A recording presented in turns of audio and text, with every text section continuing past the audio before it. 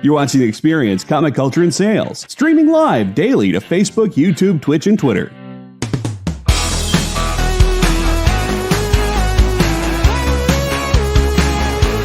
What's up, everybody? It's producer Kyle. As we've discussed the last couple of days, I am not at Comic-Con. And the reality of that is that it makes it easier for me to sit here and tell you what's happening at Comic-Con if I'm not there, because all I have to do all day, other than all my work, is sit here and stare at what's happening at Comic-Con. So I'm doing that for you. Now, today, being Thursday, is the first full day of San Diego Comic-Con. Last night was preview night.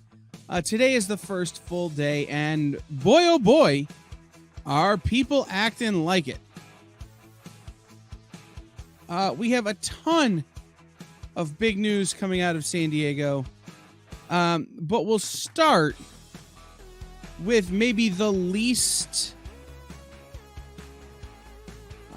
shocking of all, and that's that Keanu Reeves will continue to play John Wick in a fourth part. Don't really need to tell you that one, because if you can make $1 bajillion, why wouldn't you? But we have gotten a lot of DC announcements, including some that I think are bigger stories than others, but some that I think are really worth noting, including the rebrand of DC's Dark Crisis, which, as it turns out, has major implications. After the Dark Crisis-centric panel during Comic-Con, DC has officially announced the full title, Dark Crisis on Infinite Earths. That makes it a Crisis on Infinite Earths sequel. I wasn't aware we needed one, but I'm here for it.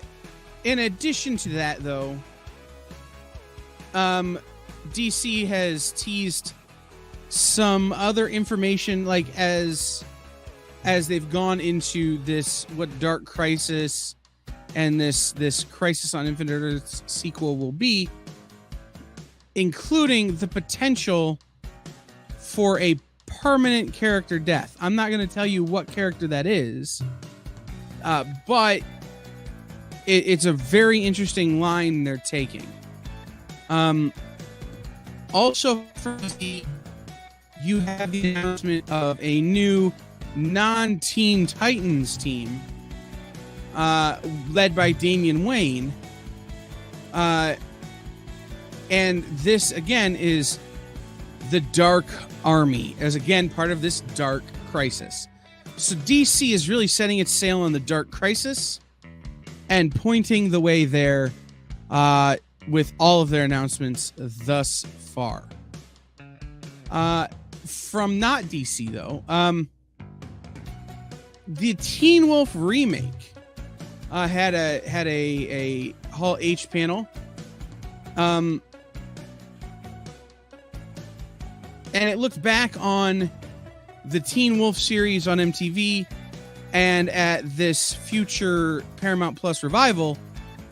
They were joined by the world's most famous vampire slayer, Sarah Michelle Gellar, to talk about this. We're excited to see that come back over on Paramount Plus, because, let's be honest, we all need more Buffy in our lives.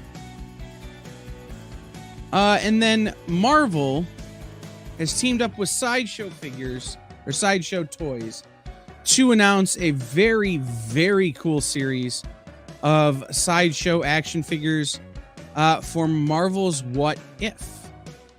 That's right, you can get a T'Challa Star-Lord, Zombie Captain America for What If series done by Hot Toys and Sideshow Collectibles.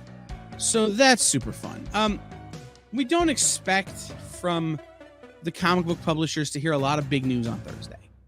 Some, like DC, has dropped, but not mountainous news like, we're going to hear later on in the week. But some of them are already kind of teasing other stuff they're going to do, and some of them are full on announcing. Dynamite Dynamite Comics has had a great relationship with Rodney Barnes, who you may know from Nita Osner blog, Philadelphia. He wrote Winning Time for HBO. He is teaming up with Alice Cooper for the book Alice Cooper versus the Prince of Darkness. Rock and roll legend Alice Cooper versus Satan, written by Rodney Barnes, seems like a good idea. They've also announced that Jennifer Blood is coming back, fresh off the great series that's just wrapped up from Fred Van Lente. Italian and Julieta Rome stars in a reimagining of William Shakespeare. But as we know, Julieta is the new Jennifer Blood. Be interesting to see how that goes. And then the last thing that Dynamite has announced is that Dan Jurgens is going to do his take on a kind of a Edgar Rice Burroughs classic, Lord of the Jungle. This is a Tarzan story Jurgens is going to be penning for the 110th anniversary of the iconic character originally created by Edgar Rice Burroughs. There's art for Lord of the Jungle available over on Dynamite's website, but that will be very interesting. Other news from other places. Amy Chu is teaming up with Sue Lee for Carmilla from Dark Horse Comics. Carmilla the First Vampire, which is a Burger book series. It's from its own description, a queer feminist mystery with a riveting tale of identity, obsession, and fateful family secrets set in New York's Chinatown. It is set in 1996 and at the height of the HIV/AIDS epidemic, and it's a vampire story. So make sure to check that out for Amy Chu.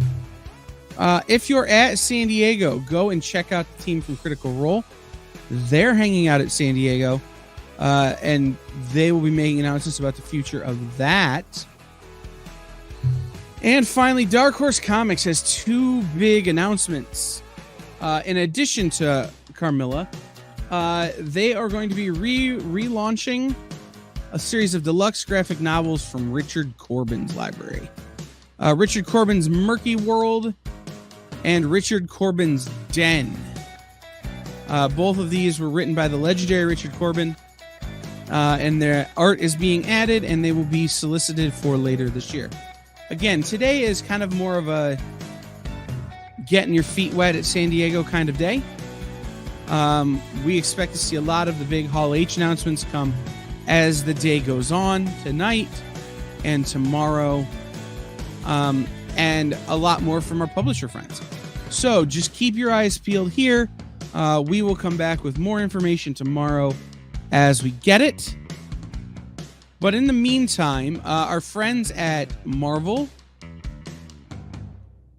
are streaming all of their stuff live from the convention.